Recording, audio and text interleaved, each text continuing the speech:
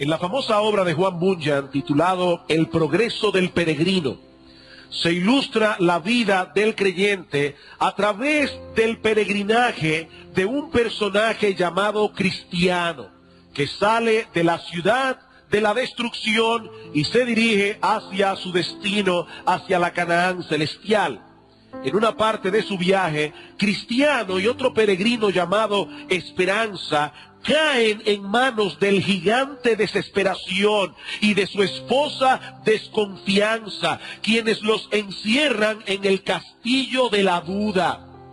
Después de golpearlos severamente, dice Bunyan, y de echarlos en un calabozo inmundo, Desesperación y Desconfianza tratan de convencer a los peregrinos de que se quiten la vida, porque ya no había esperanza para ellos.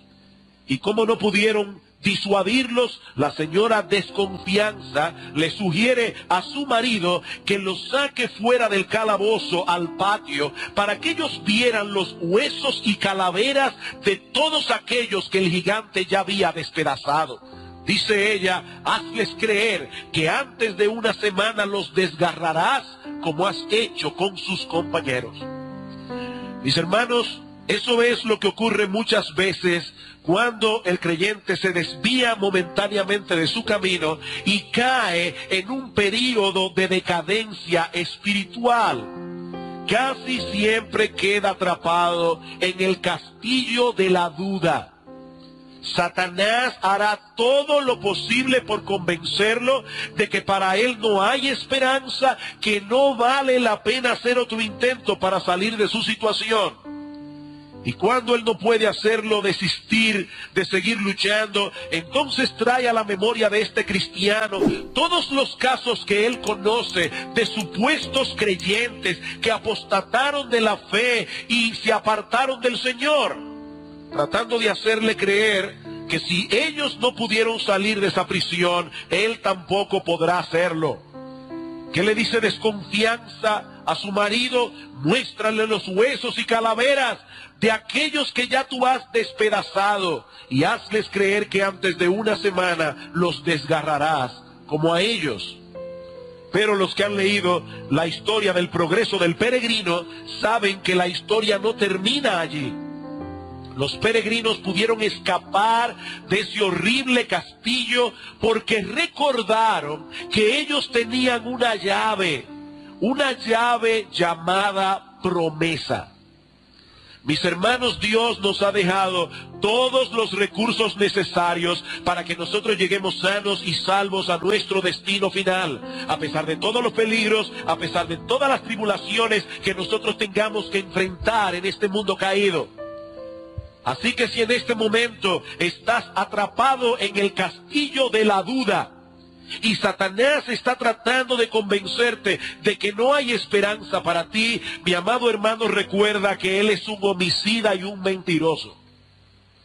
Él es homicida y mentiroso. Él miente para destruir. En el paquete de la salvación que Dios nos ha dado por gracia, vino incluido esa llave que abre todas las puertas del castillo de la duda. Acompáñenme al libro de Oseas, el primero de los profetas menores. Se encuentra después de Daniel y antes de Joel. El libro del profeta Oseas, capítulo 14. Escuchen lo que Dios promete a su pueblo que se había apartado de él. Dice en el capítulo 14, vuelve, oh Israel, a Jehová tu Dios, porque por tu pecado has caído. Llevad con vosotros palabras de súplica y volved a Jehová y decidle, quita toda iniquidad y acepta el bien y te ofreceremos la ofrenda de nuestros labios. No nos librará el asirio, no montaremos en caballos, ni nunca más diremos a la obra de nuestras manos, dioses nuestros, porque en ti el huérfano alcanzará misericordia. En otras palabras, no nos apoyaremos en el brazo humano, no nos apoyaremos en otros ídolos, nos apoyaremos únicamente en ti. Y ahora escuchen lo que dice Dios. Yo sanaré su rebelión, los amaré de pura gracia, porque mi ira se apartó de ellos. Yo seré a Israel como rocío, él florecerá como lirio y extenderá sus raíces como el Líbano. Mis hermanos, Dios promete sanar la rebelión de su pueblo.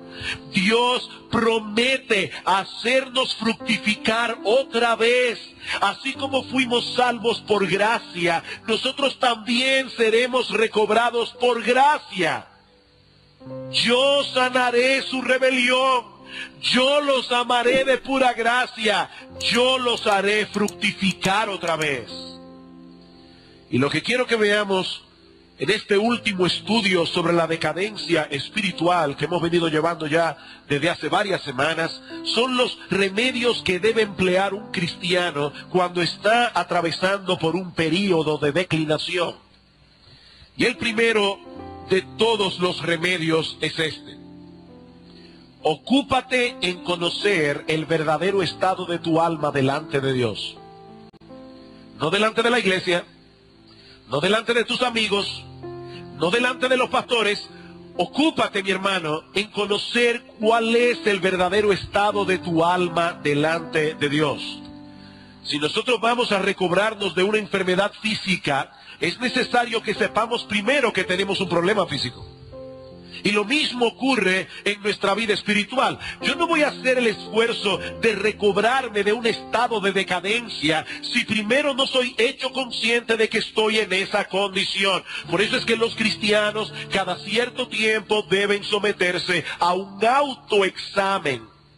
Deben venir delante del Señor con esa actitud que tuvo el salmista en el Salmo 139. Examíname, oh Dios, y conoce mi corazón, y pruébame y conoce mis pensamientos. Evidentemente, el salmista no cree que Dios desconoce cuál era su condición.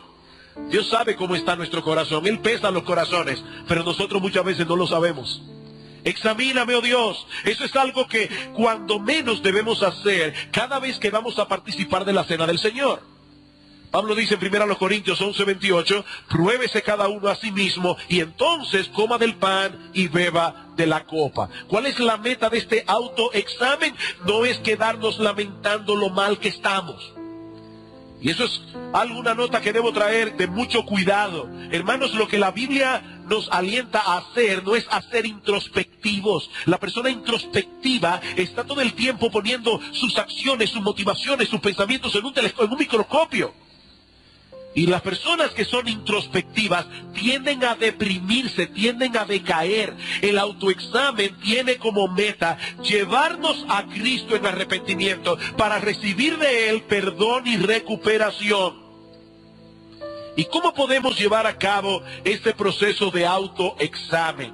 De la misma manera como los doctores llevan a cabo una evaluación médica.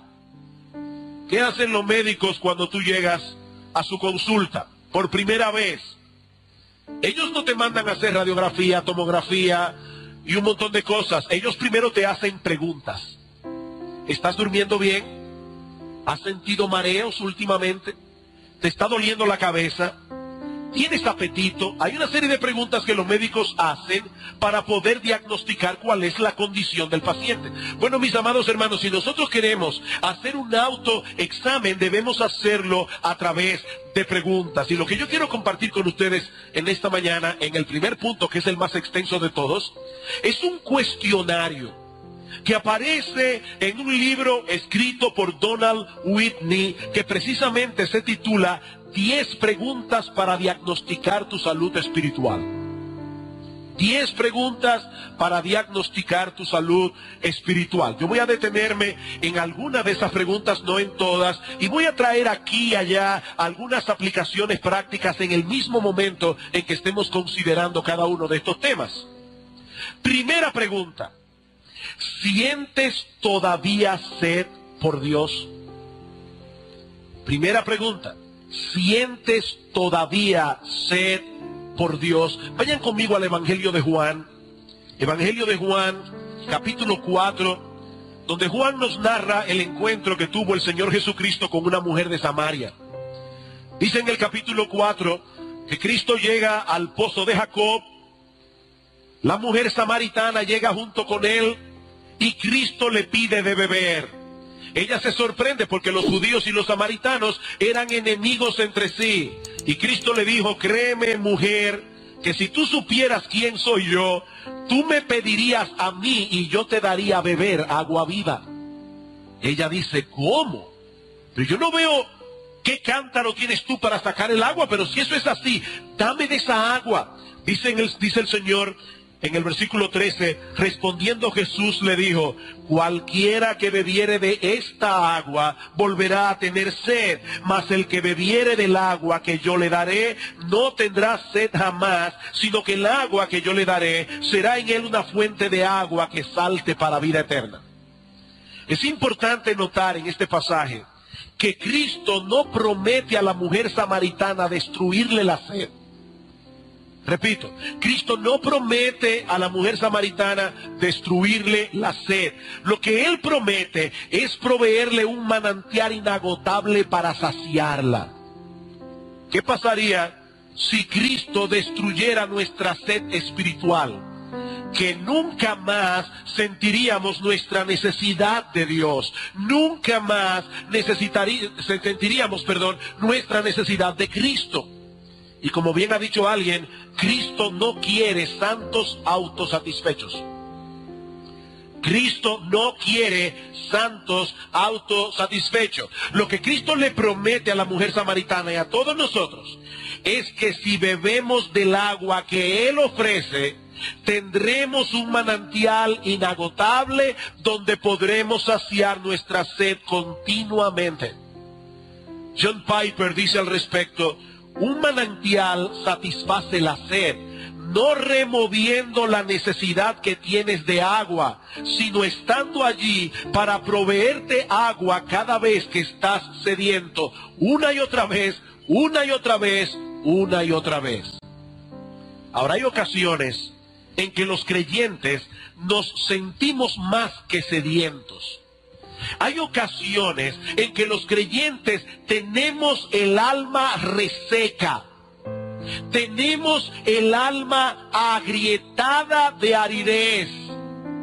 Y aunque eso puede ocurrir por muchas razones, es posible, mis amados hermanos, que el problema sea que estemos bebiendo demasiado de la fuente equivocada. De la fuente equivocada de este mundo. Y por supuesto, cuando un creyente está bebiendo demasiado de la fuente de este mundo, al mismo tiempo va a beber cada vez menos del manantial de Dios. Cada vez menos. Yo supongo que todos aquí saben por experiencia que no todo lo que se bebe calma la sed. No todo lo que se bebe calma la sed. De hecho, hay líquidos que más bien la incrementan. ¿O no es así?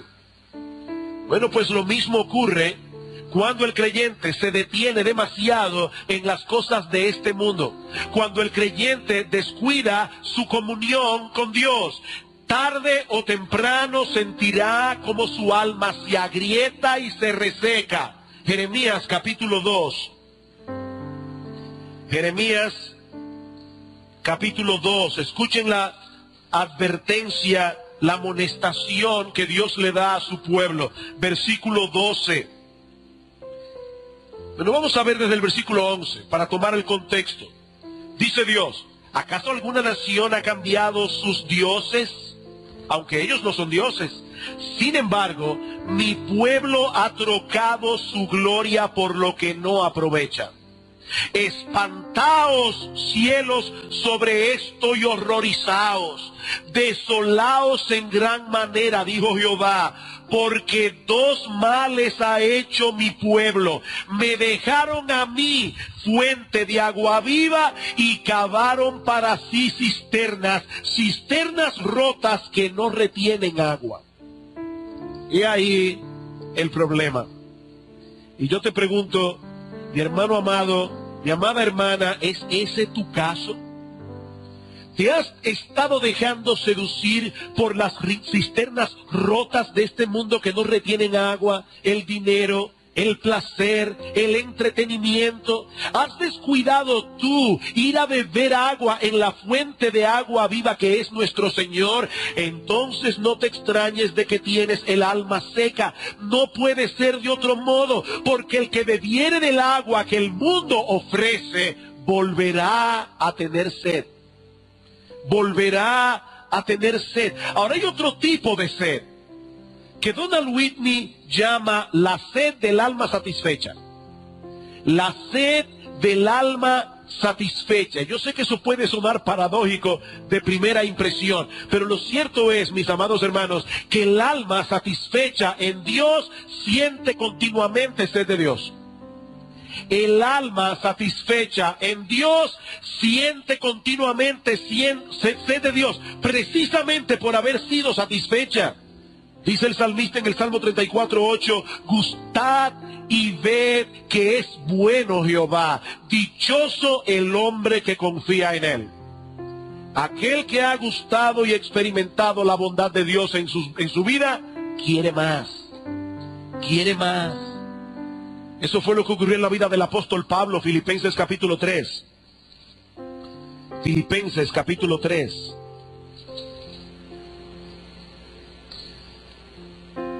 Noten lo que dice el versículo 7. Luego de haber mencionado una lista de cosas muy valiosas para él en el pasado, y cada cual aquí puede hacer su propia lista. ¿Cuáles eran las cosas que eran importantes para ti cuando tú no conocías a Cristo? Dice Pablo, pero cuantas cosas eran para mí ganancia, las he estimado como pérdida por amor a Cristo. Y ciertamente aún estimo todas las cosas como pérdida por la excelencia del conocimiento de Cristo Jesús mi Señor, por amor del cual lo he perdido todo y lo tengo por basura para ganar a Cristo. Todo eso que Pablo atesoraba en el pasado, todo aquello que lo hacía levantarse cada mañana con ánimo para vivir, porque esa era su motivación. Ahora de repente Pablo, que ha conocido a Cristo, dice, cuando yo comparo todas esas cosas que antes satisfacían mi vida y las comparo con el conocimiento de Cristo Jesús, esto viene a ser basura. Basura. Versículo 10 dice, yo quiero conocerle a Él y el poder de su resurrección y la participación de sus padecimientos, llegando a ser semejante a Él en su muerte. ¿Qué está diciendo Pablo? Pablo dice, ya yo conocí a Cristo, lo conocí hace 30 años, he estado por 30 años caminando a su lado, pero no me siento totalmente satisfecho. No me siento totalmente satisfecho. Yo quiero más de Cristo. Yo quiero más de Cristo. Esa es la sed del alma satisfecha. Mi amado hermano, ¿cómo está tu sed de Dios en este momento? ¿Qué tanto anhelas a Dios? ¿Qué tanto anhelas a Cristo? Ese es un buen indicativo para conocer cuál es el estado de salud de tu alma en este momento. Segunda pregunta. ¿Eres cada vez más gobernado por la palabra de Dios? ¿Eres cada vez más gobernado por la palabra de Dios? Yo sé que aquí hay varios médicos. Y una de las cosas que ellos saben es que de las primeras evidencias que da un paciente de que tiene un problema de salud es la falta prolongada de apetito. Es una de las primeras evidencias de que algo no está caminando bien. ¿Saben por qué? Porque Dios colocó en el centro de nuestro cerebro ciertos mecanismos que se activan cuando nosotros tenemos la necesidad de cubrir los requerimientos energéticos de nuestros cuerpos. Hay una cosa allí en el cerebro, una estructura que se activa. Esto es lo que se denomina como el centro del apetito. Y sus componentes son el centro del hambre y el centro de la saciedad. Alguien lo explica de esta manera. Cuando el centro del hambre se estimula, aparece la sensación de apetito. Pero si por el contrario, el estímulo llega al centro de la saciedad, el deseo de comer se detiene. Se come, tiene hambre y de repente ya se sació, ya no siente más hambre. Ahora, ¿qué sucede? Cuando una persona necesita comer y no tiene apetito. Cuando esa persona necesita los requerimientos energéticos que su cuerpo ha perdido, pero no tiene apetito, que puede estar indicando que algo no está funcionando bien en su organismo, algo no está bien. Bueno, mis amados hermanos, eso mismo ocurre en nuestra vida espiritual. Si hay algo que el creyente necesita continuamente, es alimentarse de la palabra de Dios. Primera de Pedro capítulo 2. Primera de Pedro capítulo 2, versículos 1 al 3. Desechando pues toda malicia, todo engaño, hipocresía, envidias y todas las detracciones, desead como niños recién nacidos la leche espiritual no adulterada, para que por ella crezcáis para salvación, si es que habéis gustado la benignidad del Señor, o ya que habéis gustado la benignidad del Señor, debería ser la traducción. Ahora, debo aclarar, hermanos, que en ese texto Pedro no está diciendo que los creyentes recién nacidos, es decir, los nuevos creyentes, deben alimentarse de la palabra de Dios. No, eso no es lo que Pedro está diciendo. Lo que Pedro está diciendo es que los creyentes, no importa cuánto tiempo tengan en el Evangelio, siempre deben desear esa leche espiritual, como el niño recién nacido necesita la leche materna. Eso es lo que Pedro está diciendo aquí. Como dice un comentarista, los bebés recién nacidos actúan como si toda su vida dependiera de su próximo alimento. Por eso gritan. Ellos necesitan comer, ellos necesitan la leche materna.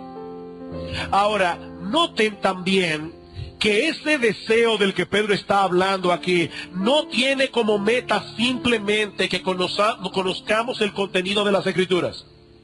La razón por la que debemos alimentarnos de la palabra de Dios es que crezcamos en salvación. Y es obvio que ese crecimiento se evidenciará en una vida transformada que será cada vez más semejante a nuestro Señor Jesucristo. Por eso la pregunta de este cuestionario no es si estás leyendo la Biblia regularmente. Eso no fue lo que yo pregunté, o lo que Donald Whitney pregunta. La pregunta es si estás siendo cada vez más gobernado por la palabra de Dios. Esa es la pregunta. Mi hermano, déjame sacar otras preguntas de esta pregunta. ¿Qué tan frecuentemente tú te encuentras a ti mismo cuestionando lo que dice la Biblia respecto a ciertas áreas específicas de tu vida? ¿Qué tan frecuentemente tú te descubres a ti mismo diciendo, ¿qué dice Dios acerca de esto? Otra pregunta.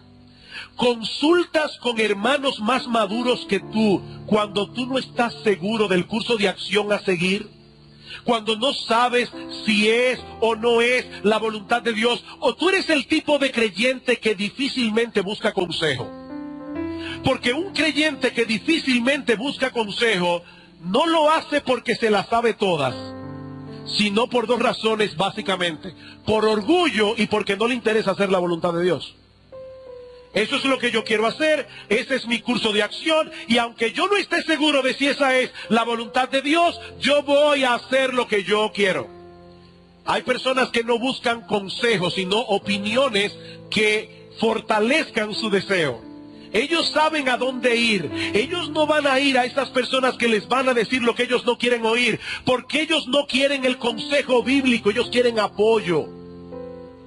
Mi hermano, ¿qué tan frecuentemente buscas consejos de personas más maduras que tú, cuando tú no sabes si un curso de acción eso no es la voluntad de Dios? ¿Qué tanto procuras conocer esa voluntad de Dios revelada en su palabra para obedecerla? Otra pregunta: ¿cuándo fue la última vez que luego de haber estado en la iglesia y haber escuchado la predicación de la palabra de Dios, has cambiado aspectos concretos de tu vida? Trata de recordar, porque si no lo recuerdas, es posible que hace mucho tiempo que estás viniendo a la iglesia, estás escuchando la palabra, te está entrando por un oído y saliendo por el otro. ¿Cuándo fue la última vez que estando allí sentado en tu asiento oíste la predicación de la palabra de Dios y eso te llevó a un cambio en tu vida? Eso produjo un cambio en tu curso de acción, incluso produjo un cambio en tus creencias. Ah, pero yo creía que esto era así, pero ahora me han mostrado por la Biblia que esto es asá. ¿Cuándo fue la última vez? Mi hermano, ¿puedes tú identificarte con el salmista en las expresiones que él usa sobre la palabra de Dios en el Salmo 119? Vamos allí un momento. Salmo 119. Como todos ustedes saben, o la mayoría, este es un salmo que habla de la palabra de Dios. En los 176 versículos que tiene este salmo, en 173 se menciona la Biblia de una manera o de otra.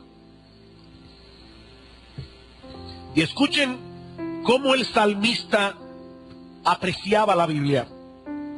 Versículo 44, perdón. Guardaré tu ley siempre, para siempre y eternamente, y andaré en libertad porque busqué tus mandamientos. ¿Cuál es la visión, la perspectiva que muchas personas tienen de la ley de Dios? Que la ley es una camisa de fuerza. Eso es una visión diabólica y pagana de los mandamientos divinos. Y yo no estoy diciendo esta palabra por chocarlos. Es que ese pensamiento viene del infierno. La ley de Dios conduce a la libertad. Andaré en libertad porque guardé tus mandamientos. Niños, déjenme contarles una historia muy ilustrativa que ya he usado otras veces. No es que estoy sufriendo de Alzheimer, es que no estoy encontrando ilustraciones mejores. Una vez había un trencito que iba corriendo a través de sus rieles perfectamente bien. Pero un día el trencito vio los animales que estaban en el bosque brincando y saltando libremente. Así que el trencito pensó: yo no quiero seguir en este riel, en la próxima vuelta me apeo. Así que el trencito, cuando estaba llegando a la próxima vuelta, aceleró, dio un salto y salió del riel. Y por supuesto fue feliz como los animales del bosque, saltando de rama en rama. ¡No! Se quedó atascado, porque el tren fue diseñado para correr en el carril. Nosotros fuimos diseñados por Dios para hacer su voluntad. Cuando decidimos salirnos de ese riel, no nos hacemos más libres, nos esclavizamos. Andaré en libertad porque guardé tus mandamientos. Y hoy día hay muchos creyentes, aún creyentes, que quieren liberarse de la ley de Dios. Andaré en libertad, versículo 47. Y me regocijaré en tus mandamientos, los cuales he amado. Y me alzaré asimismo mis manos a tus mandamientos que amé. Y meditaré en tus estatutos, versículo 97. Oh, cuánto amo yo tu ley. Todo el día es ella mi meditación. Versículo 113. Aborrezco a los hombres hipócritas, mas amo tu ley. Versículo 127. Por eso he amado tus mandamientos más que el oro puro. Y más que el oro muy puro, dice él. Versículo 162. Me regocijo en tu palabra como aquel que haya muchos despojos. La mentira aborrezco y abomino, pero tu ley amo. ¿Es ese tu sentir, amado mío, amado hermano? Bueno, pastor, eso era en el Antiguo Testamento. No, eso no era en el Antiguo Testamento. Pablo dice en Romanos capítulo 7, versículo 22, en el hombre interior yo me deleito en la ley de Dios. En el hombre interior yo me deleito en la ley de Dios. El creyente que tiene una vida espiritual saludable no se caracteriza por llevar una vida de obediencia perfecta. No, eso solamente puede hacerlo Cristo, o pudo hacerlo Cristo mientras estuvo aquí. Eso es imposible de este lado del cielo. Pero el creyente que está creciendo en su vida espiritual lo manifiesta por un anhelo creciente de conformarse cada vez más a la voluntad de Dios revelada en su palabra. Yo decía ayer a los pastores en la capacitación, los impíos pecan y los creyentes también. Pero hay dos diferencias básicas. La primera es que los incrédulos practican el pecado, los creyentes pecan. Hay una diferencia entre practicar un pecado y pecar. De hecho, déjenme decirles algo a los incrédulos que están aquí en esta mañana. Cada respiración de un incrédulo es un pecado. Cada vez que tú respiras, pecas. Porque Dios sostiene tu vida para que tú vivas para su gloria, pero tú no estás respirando para Él. Así que la vida del incrédulo es un continuo pecado. La del creyente no. El creyente peca, pero no practica el pecado. La segunda diferencia entre el creyente y el incrédulo es que están peleando contra su enemigo desde dos terrenos distintos. El incrédulo está en el terreno del pecado luchando contra Dios. ¿Y por qué Dios es tan malo y tan cruel que me prohíbe todo lo que a mí me gusta? Ese es el pensamiento del impío. El creyente está en el terreno de Dios luchando contra el pecado. Y aun cuando peca, se avergüenza de haber hecho lo malo. Es una diferencia total. El creyente que está bien espiritualmente desea conformar su vida cada vez más a la voluntad revelada de Dios. Hablando en un sentido práctico, dice Donald Whitney, te das cuenta de que la palabra de Dios está teniendo una influencia creciente sobre ti cuando puedes señalar un creciente número de creencias y acciones que han sido cambiadas en tu vida debido a la obra de textos específicos de la Biblia. Tú puedes señalar acciones, creencias que la palabra de Dios transformó en tu vida. ¿Qué hacer si tú descubres que tu deseo por la Biblia ha menguado? Y con esa falta de apetito por la Biblia, también ha menguado la influencia de la Biblia sobre ti. Te voy a dar un consejo extraño. Un consejo que parece un círculo vicioso. ¿Quieres volver a tener apetito por la Biblia? Date un banquete regular de Biblia. ¿Quieres tener otra vez apetito por la Biblia? Date un banquete regular de Biblia. Dice Donald Whitney, nada puede hacerte más hambriento por la Biblia que la Biblia misma. ¿Por qué algunas personas se aburren leyendo la Biblia si la Biblia es un libro fascinante? Porque la están leyendo superficialmente o no la están leyendo. Miren, cuando uno va a las Escrituras, y otra vez, este es un ejemplo que yo he puesto otras veces, es como un niño o un joven que tú lo llevas por primera vez a la playa. Yo nací en San Juan de la Maguana. Como ustedes saben, en San Juan no hay playa. Y es una sensación extraordinaria cuando uno ve el mar por primera vez. Pero resulta que a este individuo lo llevan a la playa, ve el mar por primera vez y él está maravillado. Pero ya la 25ª vez que visita el mismo lugar, dice, bueno, pero ya yo lo vi. Ya yo lo vi. Entonces la persona le dice, espérate, es que tú has visto solamente la superficie. Ponte ahora esta escafandra y métete abajo del agua. La persona se mete abajo del agua y descubre un mundo que él no había visto. Y dice, wow, pero esto es fascinante. Después que ya tuviste la playa por abajo, ahora el tipo te dice, espérate, no. Ahora ponte un tanque de oxígeno.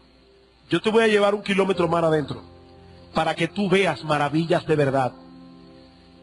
Hermanos, en la misma medida en que nosotros nos sumergimos en las aguas de la Biblia, cada vez más, cada uno conforme a la capacidad que Dios le dio, uno va viendo las conexiones de las Escrituras y uno va sorprendiéndose de la Biblia, porque la Biblia es un libro fantástico.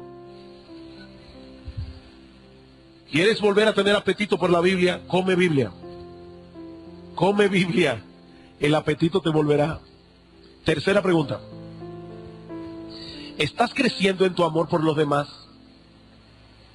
¿Estás creciendo en tu amor por los demás? Decía Martín Lutero, mientras más ama a una persona, más se acerca a la imagen de Dios.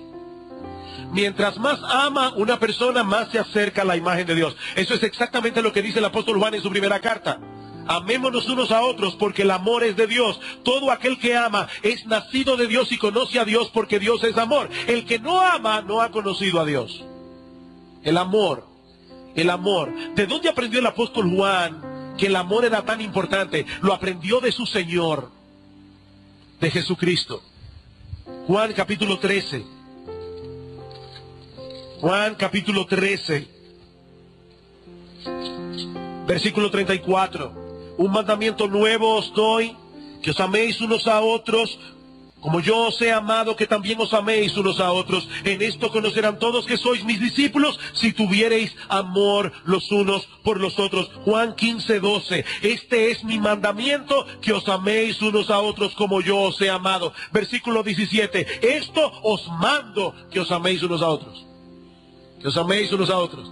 Y vamos a través del Nuevo Testamento y vamos viendo estas exhortaciones una y otra vez, amaos unos a otros con amor fraternal, Romanos 12:10, no debáis a nadie nada, sino el amaros unos a otros, Romanos 13:8, todas vuestras cosas sean hechas con amor, 1 Corintios 16:14, porque toda la ley en una sola palabra se cumple, amarás a tu prójimo como a ti mismo, Gálatas 5:14, y andad en amor, como también Cristo nos amó y se entregó por nosotros, Efesios 5:2.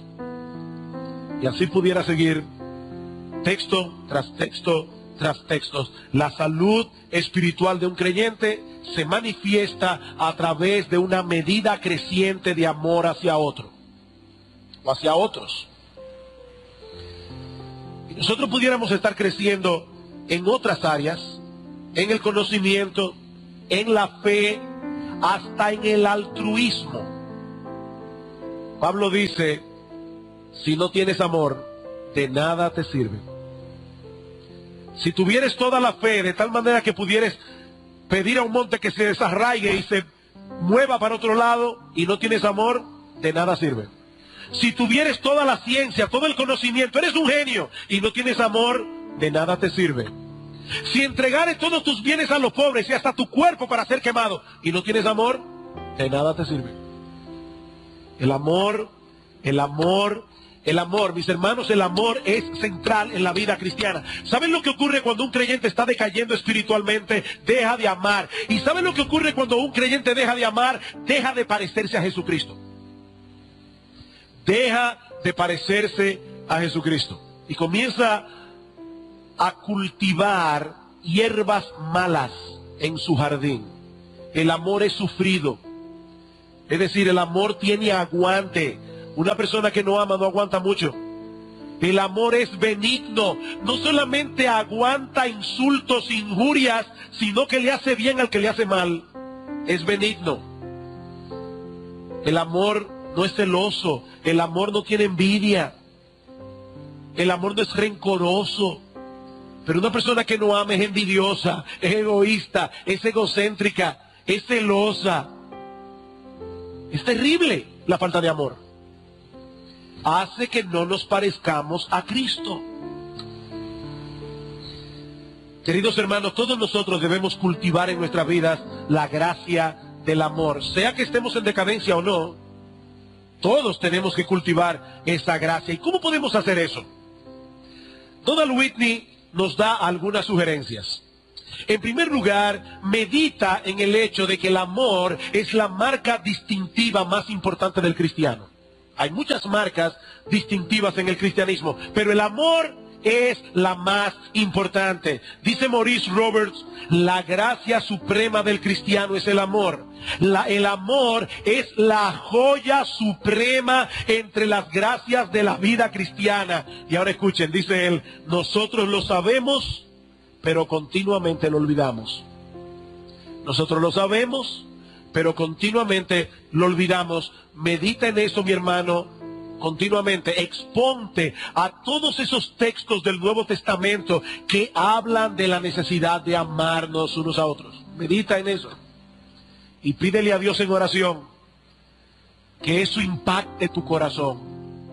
Segundo, deja que tu corazón se inflame con el fuego del amor de Dios.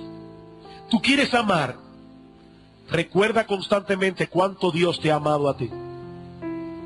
Recuerda constantemente cuánto Dios te ha amado a ti. ¿Qué dice Juan? En esto consiste el amor, no en que nosotros hayamos amado a Dios, sino en que Él nos amó a nosotros y envió a su Hijo en propiciación por nuestros pecados. Amados, si Dios nos ha amado así, debemos también nosotros amarnos unos a otros. Medita en el amor de Dios. Tercero, deleítate en imitar a Dios amando como Él ama.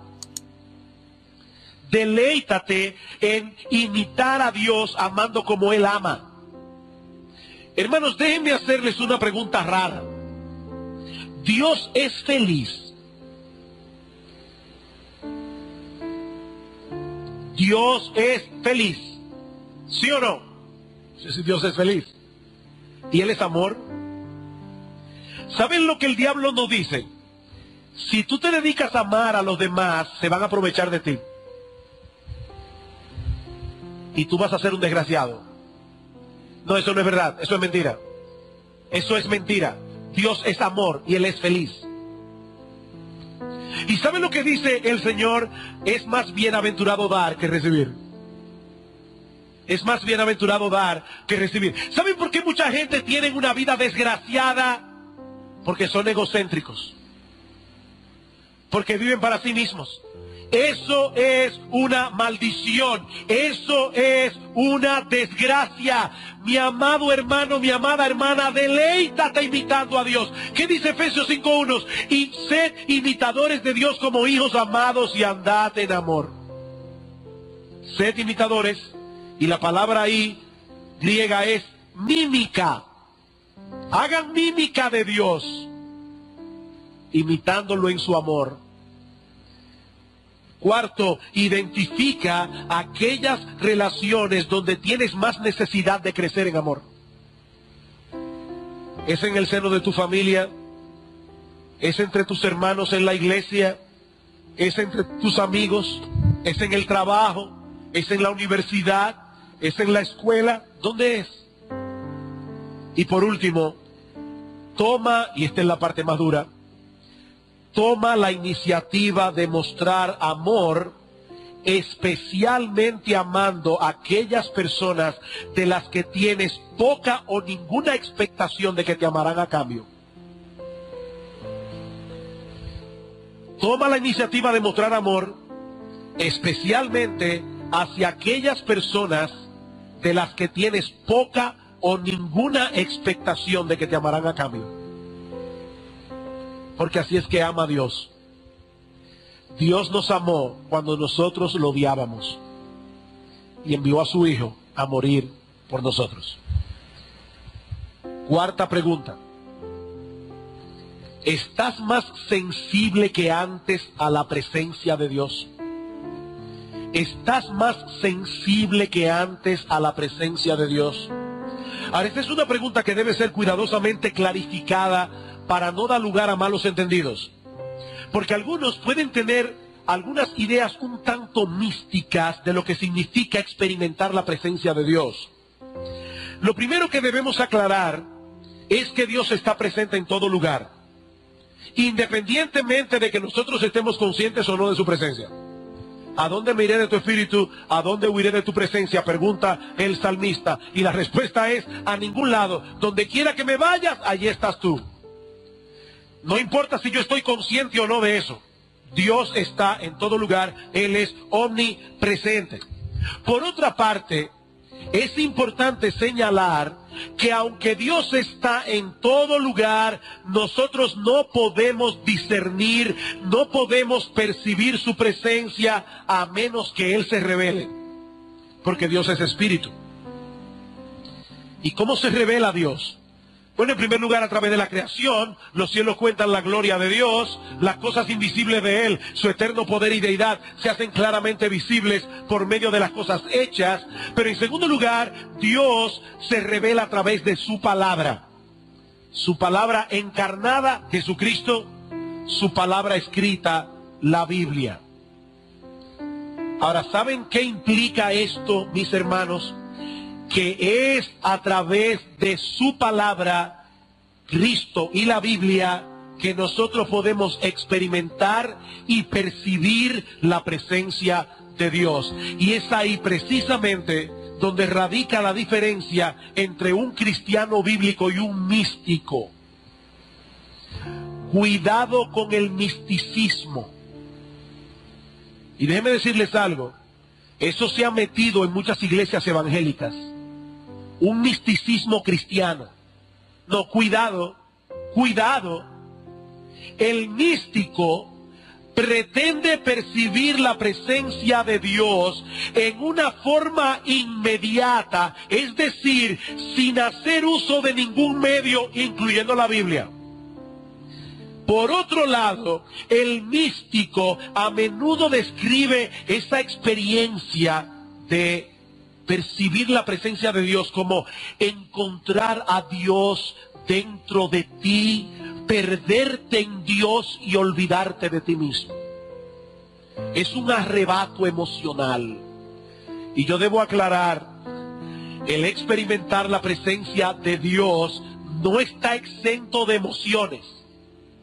Pero experimentar la presencia de Dios no es un arrebato emocional en el que tú pierdes el control y te olvidas de ti mismo y te fundes en Dios. No. No es así como la Biblia lo describe. El fruto del Espíritu es amor, gozo, paz, paciencia, bondad, benignidad, mansedumbre, templanza, dominio propio.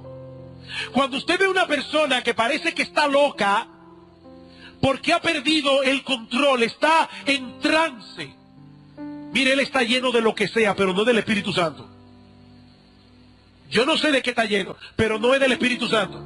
El fruto del Espíritu es dominio propio. Mientras más lleno está una persona del Espíritu de Dios, más controlado está. Timoteo, 2 Timoteo 1:6, no nos ha dado Dios espíritu de cobardía, sino de poder, de amor y de dominio propio. ¿Ustedes saben cuántas iglesias hoy día las personas experimentan la presencia de Dios y ruedan por el piso? En Toronto hay un movimiento que es el movimiento de la risa. De repente estas personas en la iglesia experimentan una histeria colectiva supuestamente efectuada por una obra del Espíritu de Dios, donde todo el mundo comienza a reírse, a reírse, a reírse y no se puede parar. Bueno, hermanos, yo no sé qué es lo que pasa en estas iglesias, pero ustedes pueden estar seguros, eso no viene de Dios. Eso no viene de Dios. No es de ese tipo de experiencia que nosotros estamos hablando aquí. Más bien, la Biblia nos dice que nosotros debemos buscar a Dios a través de su palabra o a través de experiencias fundamentadas en su palabra. Por ejemplo, dice Donald Whitney, mientras más leo y medito en la escritura o la escucho mientras es predicada, yo puedo esperar tener la conciencia de que es la voz de Dios que yo estoy escuchando. ¿No es verdad, hermanos, que nosotros no siempre experimentamos eso? A veces estamos en la iglesia y oímos la prédica como una charla bíblica más, pero hay otros momentos donde el Espíritu de Dios nos hace muy conscientes. Estoy en la presencia de Dios, estoy escuchando la voz de Dios. Sigue diciendo Whitney: mientras participo en la adoración congregacional ordenada por Dios, así como en la cena del Señor, por fe yo puedo esperar encontrar allí la presencia espiritual de Cristo. Y cuando voy caminando por el bosque o entrando por la puerta del lugar donde trabajo, yo puedo buscar y percibir la presencia de Dios en momentos como esos, porque la Biblia me dice que Él está en esos lugares también. En otras palabras, experimentamos la presencia de Dios cuando estamos conscientes de lo que Él mismo nos ha revelado acerca de su persona en su palabra. ¿Y qué nos ha revelado Dios acerca de su persona en su palabra? Bueno, si tú eres creyente, Él te ha dicho: yo estoy con vosotros todos los días hasta el fin del mundo. Y Él te ha dicho también cómo es Él. Es una experiencia de estoy en la presencia de Dios. Estoy consciente de que vivo, como decían los antiguos, coram Deo, cara a cara con Dios. Todo el día. Y es un Dios santo, es un Dios justo, es un Dios bueno, es un Dios paciente, es un Dios misericordioso, es un Dios poderoso. Como dice Whitney, es vivir con la conciencia de que Él conoce mis pensamientos, mis motivaciones, mis temores, mis aspiraciones, mis emociones, mis ansiedades, mi condición física y mental. Y es vivir con la conciencia de que Él me ama más allá de lo que yo puedo comprender. Una persona así, que vive en la presencia de Dios, cuando peca está consciente: pequé delante de Dios, y pide perdón. Pero también cuando está en problema descansa en Dios. Es una persona que vive hablando con Dios. Él está consciente: yo estoy con Dios. Y mi pregunta es: ¿estás disfrutando, mi amado hermano, de la dulzura de esa compañía? Manteniendo con Él una relación de adoración y gratitud, deleitando tu mente en lo que Dios ha revelado de sí mismo en su palabra. Esa es la pregunta. ¿Cómo puedo hacer eso? Varias sugerencias. ¿Quieres experimentar la presencia de Dios? Varias sugerencias rápidamente. Primero, acude a menudo al lugar donde Dios se revela más claramente, la Biblia. Mis hermanos, la Biblia es el parque donde nosotros nos sentamos a hablar con Dios. Él nos habla y nosotros le hablamos. Vete al parque. Dice Martin Lloyd-Jones: mientras más conocemos la Biblia y la leemos, más a menudo seremos llevados a la presencia de Dios. De manera que si quieres poner al Señor delante de ti, dedica mucho de tu tiempo a la lectura regular de la Biblia. Segundo, reconoce su presencia contigo mientras caminas con Él. Yo estoy con vosotros todos los días hasta el fin del mundo. Esposas, déjenme hacerles una pregunta. ¿No es verdad que muchas veces ustedes están en la misma habitación con su marido, y por causa de que él no conversa, por causa de que él está encerrado en sí mismo, el hecho de estar en la misma habitación no los está uniendo más, ni está acrecentando vuestra intimidad? Ustedes no se quejan a cada rato de eso.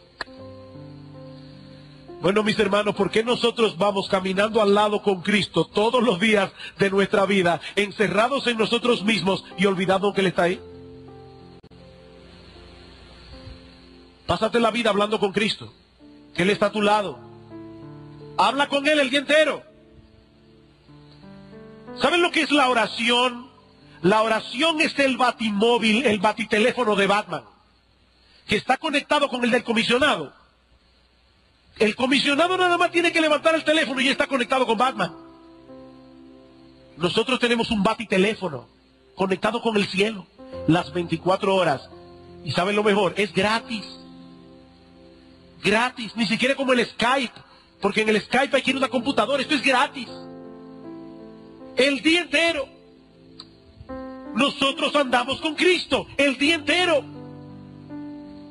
Tercero, acude al culto de adoración con la expectativa de que te vas a encontrar con Él. Donde estén 2 o 3 congregados en mi nombre, y estoy yo en medio de ellos. De ellos, ven a la iglesia, Señor. Yo quiero percibir tu presencia. Yo quiero oír tu voz. Medita continuamente en la verdad de que Dios es omnipresente. Medita en eso. Lamentablemente, hermanos, no podemos seguir deteniéndonos en cada una de estas preguntas, por lo que voy a limitar solamente a mencionarlas, lo lamento. Quinta pregunta: ¿estás experimentando una medida creciente de preocupación por las necesidades espirituales y temporales de otros? ¿Qué tan consciente estás? Tú vienes al culto de oración, porque es ahí donde se habla del problema de la familia. ¿Estás experimentando una medida creciente de preocupación por los otros? Sexta pregunta: ¿te deleitas en la esposa de Cristo, que es su iglesia? ¿O tú eres de los que tiene un corazón amargado con respecto a la iglesia? Eso es decadencia espiritual. ¿Son las disciplinas espirituales importantes para ti en una medida creciente? Ya nosotros hablamos de eso las semanas antepasadas. Octavo: ¿todavía sientes dolor por tu pecado? Cuando tú pecas, tú sientes dolor, vergüenza, tristeza. Novena pregunta: ¿eres una persona que perdona rápidamente? Porque Dios es perdonador. En la misma medida en que nosotros nos parecemos a Dios, vamos a ser más rápidos para perdonar. Décima pregunta: ¿qué tanto anhelas el cielo y estar con Jesús? ¿Qué tanto anhelas el cielo y estar con Jesús? Espero, hermano, que este cuestionario te haya servido de ayuda para hacer un chequeo médico de la condición de tu alma delante de Dios. Ahora, ¿qué debes hacer ahora? Si has descubierto que alguna de esas áreas no están caminando bien, si has descubierto que estás atravesando por un periodo de decadencia espiritual, créame, no más de 5 minutos. Esto va a ser muy breve. Ocúpate en tratar con tus pecados en una forma bíblica, viniendo delante de Dios en arrepentimiento, pero con la esperanza de ser perdonado y restaurado. Mi hermano, mi hermana, recuerda lo que decíamos al principio: no hay razón para que un creyente se quede encerrado en el castillo de la duda. Dios ha puesto en tus manos la llave de la promesa. Y Él no solo promete perdonar nuestros pecados, cuando nosotros vamos delante de Él en confesión de faltas, Él promete restaurar nuestra vida. Si confesamos nuestros pecados, Él es fiel y justo para perdonar nuestros pecados y limpiarnos de toda maldad. ¿Qué le dice Cristo a la iglesia de Éfeso? Yo tengo contra ti que has perdido tu primer amor. Por tanto, recuerda de dónde has caído, arrepiéntete y haz las primeras obras. Recuerda de dónde has caído. Mi hermano, recuerda que tú tenías tiempos en que tú disfrutabas de la comunión con Dios. ¿Tú te acuerdas? ¿Tú te acuerdas cuando para ti leer la Biblia era un deleite? Recuerda de dónde has caído y arrepiéntete. Reconoce que ha sido por tu pecado que has caído en la condición en que estás. ¿Saben cuál es el problema de muchos creyentes? Que todo el mundo tiene la culpa de su malestar. La culpa la tienen los pastores porque no me cuidan. La culpa la tienen los hermanos porque no me llaman. La culpa la tiene mi esposa porque no me quiere. La culpa la tiene mi esposo porque no me ama. No, mi hermano, no hagas eso, no hagas eso. Arrepiéntete porque es tu pecado. Pero recuerda, hay perdón en Cristo. Y haz las primeras obras. Vuelve de nuevo hacer todo lo que tú hacías en tu vida cristiana y que tal vez todavía haces por inercia, pero vuelve a hacerlo como al principio, con la conciencia de: yo quiero agradar a Dios con esto, yo quiero tener comunión con mi Señor al leer la Biblia. No es un ritual. Ay, pastor, mi problema es peor. Estoy en tal condición que ya yo no sé si soy creyente o incrédulo. Tengo una buena noticia, buenísima noticia. Yo no sé si tú eres un creyente que está en una decadencia espiritual, o si tú eres un incrédulo que por un tiempo creíste que eras creyente, pero te voy a decir algo: el remedio es el mismo. Ve a Cristo en arrepentimiento y fe. Después averiguamos qué es lo que tú eras. Pero por ahora, vete a Cristo en arrepentimiento y fe. Él dice, las puertas están abiertas. Yo no voy a rechazar a nadie que venga a mí clamando por misericordia. Mi hermano, no te quedes medio viviendo tu vida cristiana. Cristo vino a darnos vida y vida en abundancia. No le creas al diablo, hay esperanza para ti. Hay esperanza para ti. Vamos a orar. Padre, queremos darte gracias por habernos permitido exponer esta serie de mensajes. Y es nuestra petición, Señor, que tú la uses poderosamente en el corazón de cada uno de nuestros hermanos. Padre, bendice tu palabra, prospera tu palabra. Aquellos que están aquí decaídos, anímalos. Aquellos que están en decadencia, sácalos de esa condición y que ellos vuelvan a sentir el gozo de ser fructíferos otra vez. Oh Dios, bendice Iglesia Bíblica del Señor Jesucristo, porque te lo pedimos en el nombre de Cristo. Amén.